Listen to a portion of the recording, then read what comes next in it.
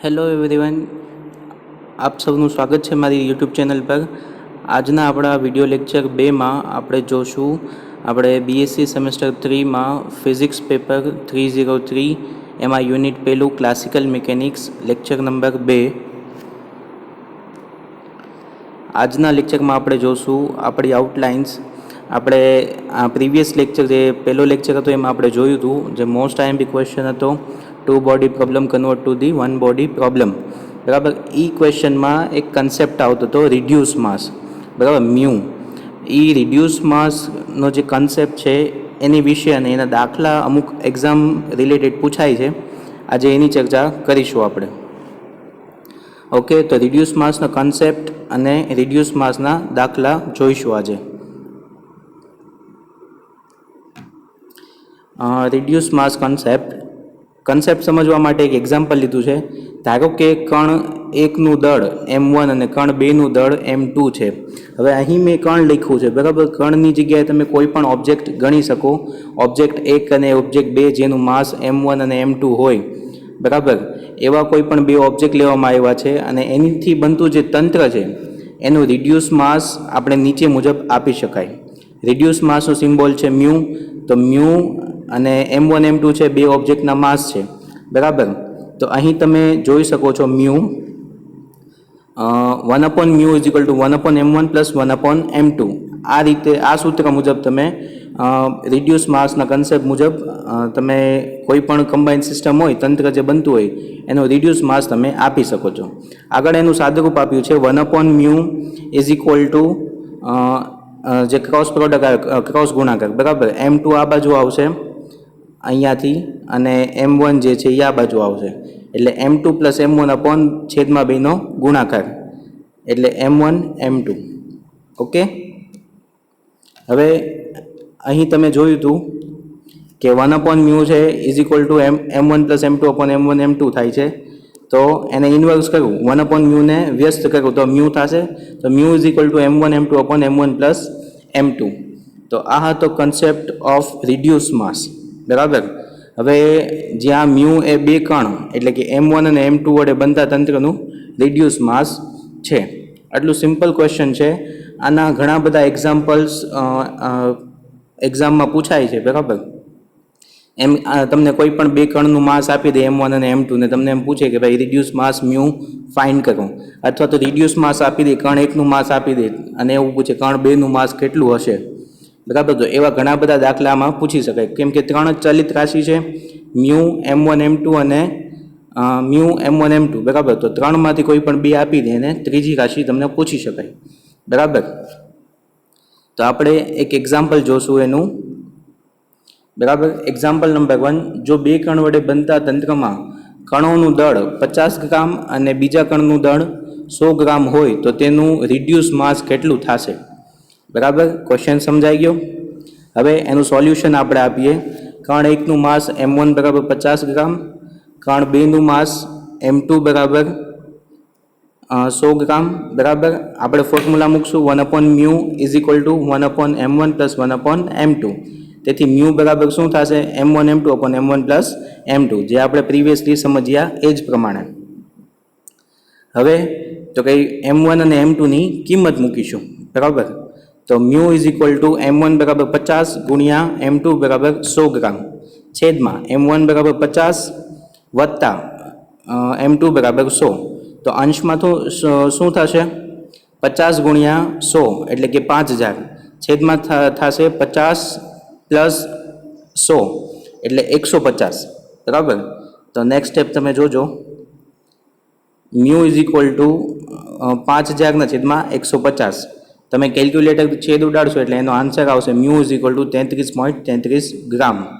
તો તમે જોઈ શકો છો કે m1 50 હતું, m2 100 હતું, બરાબર। પણ રિડ્યુસ માસ બંને કરતાં ઓછું આવ્યું, એટલે જ આને રિડ્યુસ કહેવામાં આવે છે। આખી સિસ્ટમથી જે બનતું હોય એ ઇક્વિવેલન્ટ ગણી અને રિડ્યુસ ગણવામાં આવે છે, બરાબર। તો આ એક નાનકડો એવો કન્સેપ્ટ છે, પણ આના ઘણા બધા દાખલા એક્ઝામમાં પૂછાય છે, બરાબર। 1 માર્કમાં, 2 માર્કમાં કે 3 માર્કમાં પૂછી શકાય। સાવ ઇઝી કન્સેપ્ટ છે અને એક એક્ઝામ્પલ પણ તમને મેં આપ્યું। બરાબર. આ તમે જાતે પ્રેક્ટિસ કરી શકો એની માટે બે રકમ નાની નાની મેં મારા જાતે બનાવેલી છે. બરાબર. આનો આન્સર શું આવે છે તમારે મને કહેવાનું છે. ઓકે. પહેલું તમને કદાચ ન વચાતું હોય તો વાંચીને સંભળાવી દઉં. રકમ 1 છે, જો કણ 1 અને 2 ના દળ અનુક્રમે 125 ગ્રામ અને 150 ગ્રામ હોય તો તેનું રિડ્યુસ માસ ગણો. આ થયું એક્ઝામ્પલ નંબર 1, જે તમારે જાતે ગણવાનું છે. બીજું છે કણ 2 માટે,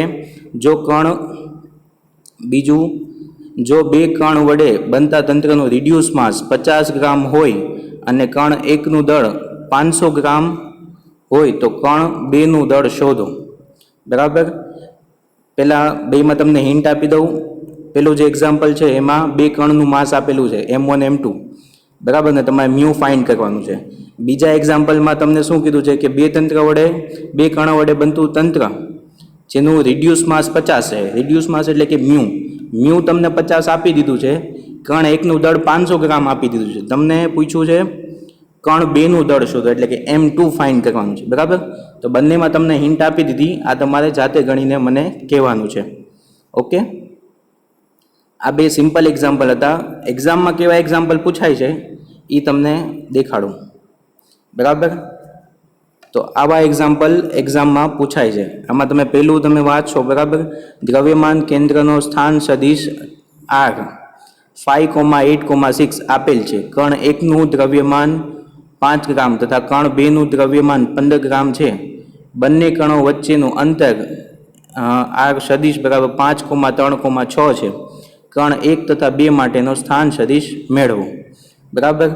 તો આમાં આપણે પ્રીવિયસ લેક્ચરમાં જે ટોપિક આપણે સમજ્યા હતા, 2 બોડી ટુ 1 બોડી કન્વર્ઝેશન. બરાબર. એમાં સ્ટાર્ટિંગમાં આપણે બે સૂત્ર તાર્યા હતા, R1 અને R2 માટે. R1 હતો એ શું હતું? કણ 1 નું સ્થાન સદિશ, અને R2 હતું એ કણ 2 નો સ્થાન સદિશ. એમાં કેપિટલ R હતું એ દ્રવ્યમાન કેન્દ્ર એટલે કે સેન્ટર ઓફ માસનું પોઝિશન વેક્ટર એટલે કે દ્રવ્યમાન કેન્દ્રનો સ્થાન સદિશ હતું. બરાબર. અને R0 જે હતું એ બંને વચ્ચેનું અંતર હતું. બરાબર. તો અહીં તમને એક કાઉન્સના ફોર્મમાં કેપિટલ R0, M1 અને M2 આપેલું છે. એટલે પ્રીવિયસ લેક્ચરમાં આપણે જે R1 અને R2 ની કિંમત ગોતી હતી એ જ સૂત્ર તમારે સેમ આમાં મૂકવાનું છે. તમને શું પૂછ્યું છે? કણ 1 તથા કણ 2 માટેના સ્થાન સદિશો મેળવો. બરાબર. આ જે હું હાઇલાઇટ કરું છું અહીંયા પોઇન્ટરથી, કણ 1 તથા કણ 2 માટેના સ્થાન સદિશો મેળવો એટલે કે તમારે R1 અને R2 ગોતવાનું છે. તો પ્રીવિયસ લેક્ચરમાં આપણે R1 અને R2 માટેના ડાયરેક્ટ સૂત્ર ગોતેલા છે. બરાબર. એ જ સૂત્ર ડાયરેક્ટ મૂકવાના છે અને એ જ સૂત્ર યાદ રાખવાના છે R1 અને R2 માટે. હવે એ સૂત્રમાં તો કંઈ 3 ચલિત રાશિ હશે. 3 નહીં 4 ચલિત રાશિ છે. એક R1 પોતે, એક કેપિટલ R, એક R0 અને M1 M2. બરાબર. તો આમાંથી કોઈ પણ 3 રાશિ તમને આપી દે ને ચોથી તમને પૂછી શકાય. બરાબર. તો આવા સિમ્પલ દાખલાઓ પૂછાય છે. બરાબર. બીજો એક્ઝામ્પલ એવો છે, 100 ગ્રામ તથા 500 ગ્રામ દળ ધરાવતા કણોનું રિડ્યુસ માસ શોધો. બરાબર. એટલે કે M1 M2 આપી દીધું છે, એની માટે મ્યુ પૂછ્યું છે તમને. બરાબર. પછી 100 ગ્રામ દળ ધરાવતા કણનો સ્થાન સદિશ એટલે કે કણ 1 નું સ્થાન સદિશ તમને આપી દીધો છે. બરાબર. આપવામાં આવે છે કણ 1 નું સ્થાન સદિશ 3i + 2j - 5k કેપ દ્વારા આપવામાં આવે છે. બરાબર. 500 ગ્રામ દળ ધરાવતા કણનું સ્થાન સદિશ 6i cap + 4j cap + 15k cap દ્વારા આપવામાં આવે છે. દ્રવ્યમાન કેન્દ્રનો સ્થાન સદિશ એટલે કે કેપિટલ R, દ્રવ્યમાન કેન્દ્રનો સ્થાન સદિશ શોધો એટલે કે કેપિટલ R ગોતવાનું છે તમારે. તમને M1 આપી દીધું છે, M2 પણ આપી દીધું છે, R1 આપી દીધું છે, R2 પણ આપી દીધું છે. દ્રવ્યમાન કેન્દ્રનો સ્થાન સદિશ એટલે કે કેપિટલ R તમારે ફાઇન્ડ કરવાનો છે. બરાબર. અહીંયા તમને આન્સર પણ આપી દીધા છે. અહીંયા જે બરાબર હું અંડરલાઈન કરું છું એ જોતા જજો. આ જે છે એ આન્સર છે. બરાબર. રિડ્યુસ માસનો આન્સર આવશે 83.33 ગ્રામ અને કેપિટલ આરનો આન્સર આવશે 11/2, 11/3, 35/3. ઓકે, સમજાઈ ગયું. દાખલા નંબર 3, એમાં તમને હિન્ટ આપી દઉં, રકમ પહેલાં વાંચીને સમજાવી દઉં શું છે.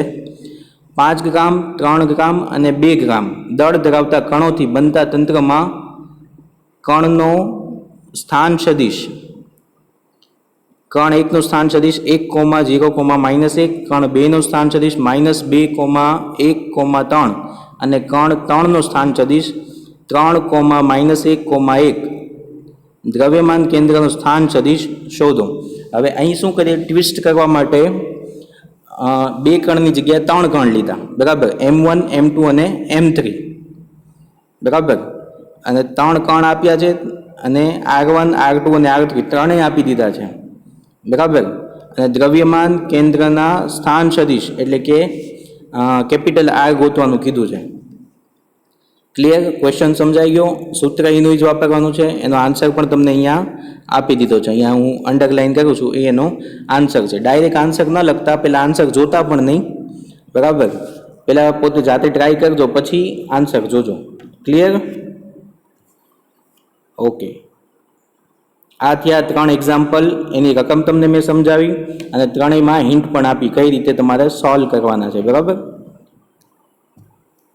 એક્ઝામ્પલ નંબર 4, કણ 1 નું દળ 1000 ગ્રામ તથા કણ 2 નું દળ 10 ગ્રામ છે. આ 2 કણોથી બનતા તંત્રનું રિડ્યુસ માસ શોધો. બરાબર. સેમ દાખલો થયો. M1 આપી દીધું છે, M2 આપી દીધું છે અને રિડ્યુસ માસ ગોતવાનું છે. એટલે આ સિમ્પલી પહેલાં જે એક્ઝામ્પલ આપ્યા એની જેવો જ એક્ઝામ્પલ છે. ક્લિયર? Example number 5. આ એક્ઝામ્પલ કદાચ એક્ઝામમાં પૂછી શકાય, કેમ કે 2 પ્રોટોન તથા 2 ઇલેક્ટ્રોનથી બનતા તંત્રનું રિડ્યુસ માસ શોધો. બરાબર. 2 પ્રોટોન અને 2 ઇલેક્ટ્રોનથી તથા 2 ઇલેક્ટ્રોનથી બનતા તંત્રનું રિડ્યુસ માસ તમારે ગોતવાનું છે. આ શું કામ પૂછી શકાય, કેમ કે જે રિડ્યુસ માસ જે પ્રોટોન અને ઇલેક્ટ્રોન જે છે એનું માસ મોસ્ટલી બધાને યાદ રાખવું પડે. બરાબર. પ્રોટોન અને ઇલેક્ટ્રોનનું માસ તમારે યાદ રાખવું પડે. એટલે જસ્ટ તમને એક્ઝામમાં ખાલી એક જ લાઈન આપે રકમ તરીકે કે 2 પ્રોટોન વડે બનતા તંત્રનું રિડ્યુસ માસ શોધો. બરાબર. એટલે પ્રોટોનનું માસ તમને ખબર હોવું જોઈએ અને ઇલેક્ટ્રોનનું માસ પણ તમને ખબર હોવું જોઈએ. અહીંયા હિન્ટ આપવા માટે તમને પ્રોટોનનું અને ઇલેક્ટ્રોનનું માસ આપી દીધું છે. ઇલેક્ટ્રોનનું માસ છે એ અહીં દર્શાવેલું છે. Me = 9.1, 9.1 × 10⁻31 kilogram. બરાબર. પ્રોટોનનું માસ જે છે એ અહીં નીચે આપેલું છે. બરાબર. MP, M એટલે કે માસ, P એટલે પ્રોટોન, MP = 1.67 × 10⁻27 કિલોગ્રામ. ક્લિયર? અને એને એક્ઝામ્પલ સોલ્વ કરીને તમને આપ્યું છે મ્યુ, રિડ્યુસ માસ કેટલું થશે, આન્સર શું આવશે એ પણ આપ્યું છે. બરાબર. ક્લિયર? ઓકે. હિન્ટ મળી ગઈ તમને. એક્ઝામ્પલ સાવ ઇઝી છે, પણ તમારે જાતે ગણવા પડશે તો જ તમને પ્રેક્ટિસ થશે અને તો જ તમને આવડશે. ક્લિયર એટલું? હવે એક્ઝામ્પલ નંબર 6 ની વાત કરીએ. HCl અણુનું રિડ્યુસ માસ શોધો. કંઈ જ આપ્યું નથી, ખાલી એક જ લાઈન આપી છે, HCl અણુનું રિડ્યુસ માસ શોધો. બરાબર. તો HClમાં શું હોય, એક હાઇડ્રોજન એટમ હશે અને એક Cl એટમ હશે અને બંને વચ્ચે કંઈક અંતર હશે. બરાબર. અને હાઇડ્રોજન એટમનું માસ કાંક હશે, Clનું કાંક માસ હશે. હવે એ કેમ નક્કી થાય કે હાઇડ્રોજનનું માસ કેટલું હોય, તો એ તમને આવડવું જોઈએ કે એક હાઇડ્રોજન હોય તો એનું માસ 1 AMU હોય. બરાબર. હાઇડ્રોજનનું પરમાણુ ભાગ જે છે એ 1 છે. એની ઉપરથી એનું માસ જે છે એ 1 એટોમિક માસ યુનિટ, AMU નો મતલબ એટોમિક માસ યુનિટ છે.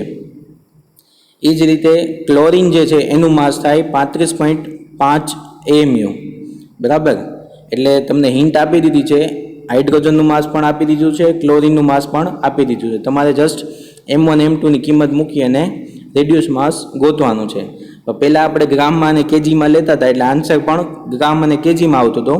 અહીંયા આન્સર આવશે AMUમાં.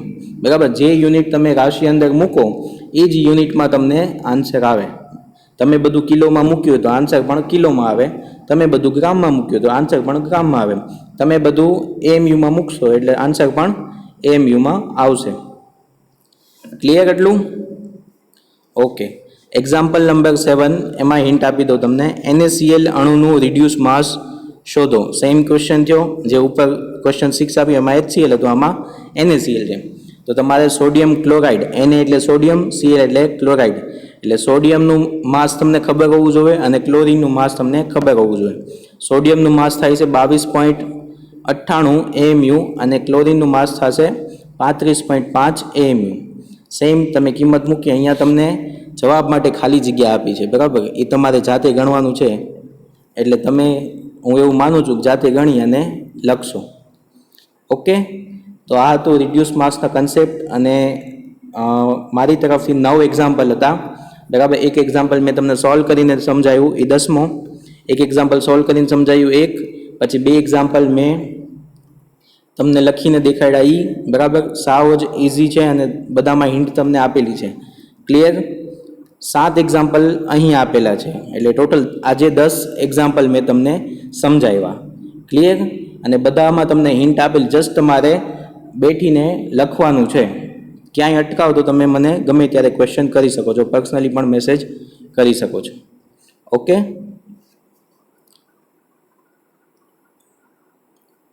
આ આપણા 7 એક્ઝામ્પલ અહીં પૂરા થાય છે. થેન્ક યુ વેરી મચ, તમે આટલું શાંતિથી વિડીયો જોયો. Okay, thank you very much.